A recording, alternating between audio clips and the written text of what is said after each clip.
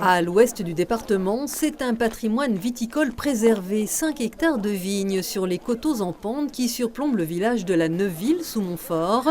C'est ici que 40 propriétaires vignerons amateurs cultivent le raisin qui donnera le vin bleu des Vosges, mais aussi le gris fruité. Et samedi, le temps des vendanges était venu. Pour nous, c'est vraiment la récompense en fait. C'est notre travail de toute l'année qui ressort. Et puis vous pouvez vous en rendre compte, nous avons des belles grappes.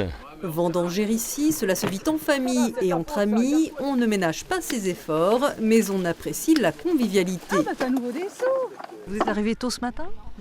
8h ? Ouais, 8h, ouais. On a attaqué à 8h30. Voilà, le temps de boire un café. Du coup, la vigne appartient à mon oncle. Donc c'est une histoire de famille, on vient tous les ans pour donner un coup de main. Ce sont des amis qu'on voit toute l'année et donc le plaisir de partager des moments forts avec nos amis. Vous, c'est la logistique. Tout à fait, avec ma sœur.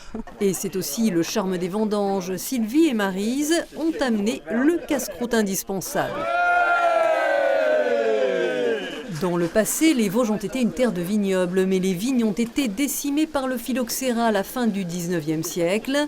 Des passionnés décidaient alors de replanter dans les années 1990 à la Neuville sous Montfort de cépages résistants au Berlin et Milo Kuhlmann.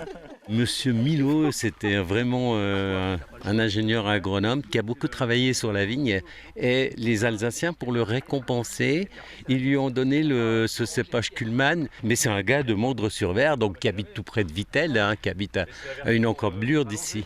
Une fois les seaux remplis, chaque propriétaire les apporte un peu plus bas à la coopérative. Et pour l'œnologue, avec le soleil, les raisins sont chargés en tanins et en sucre. C'est une bonne chose pour la qualité du vin. Il y a aussi de la quantité, beaucoup. Voilà. Et avec les dernières pluies, on a eu beaucoup de pluie la semaine dernière, ça fait beaucoup de bien.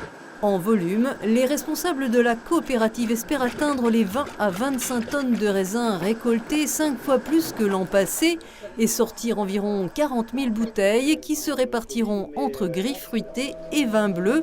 Ce dernier est une marque déposée. Donc un tiers en fruité, le raisin passe en pressoir et va directement en cuve. Et pour le vin bleu, donc les 2 autres tiers, on les grappe.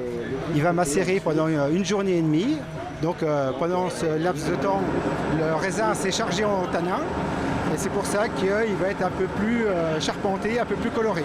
Les vendangeurs, eux, reviendront samedi prochain pour arpenter à nouveau les vignes. Mais il faudra attendre plusieurs mois pour goûter au millésime 2022 du vignoble de la Neuville sous Montfort, qui s'annonce prometteur.